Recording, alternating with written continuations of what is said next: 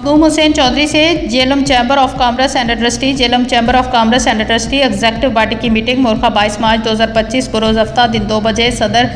Jhelum chamber of commerce and trustee Haji Zahid Hussain Bhatt की ज़ेर सदारत जेलम चैम्बर ऑफ कॉमर्स के नैयर इफ्तिखार कुरैशी हाल में मुनक्कद हुई। मीटिंग का आगाज़ तिलावत कलाम पाक से किया गया, जिसका शरफ इबरारुल हक को हासिल हुआ। अकाउंटेंट ज़ैनुल आबिदीन ने फरवरी 2025 की मालियाती रिपोर्ट पढ़कर सुनाई, जिस पर हाउस ने कसरत राय से इत्मीनान का इज़हार किया। मीटिंग पे शुरुआ में सीनियर नायब सदर सैफ रियास, नायब सदर शेख सईद जमान सैनी, एग्जेक्टिव मेम्बरान में चौधरी सुहेल अजीज़, राजा फ़रख तौकीर, शेख आदिल एहसान, मोहम्मद सलीम, मामून मुस्तफ़ा भट्ट, गुलाम मुस्तफ़ा भट्ट, सुहेल इम्तियाज़ खान,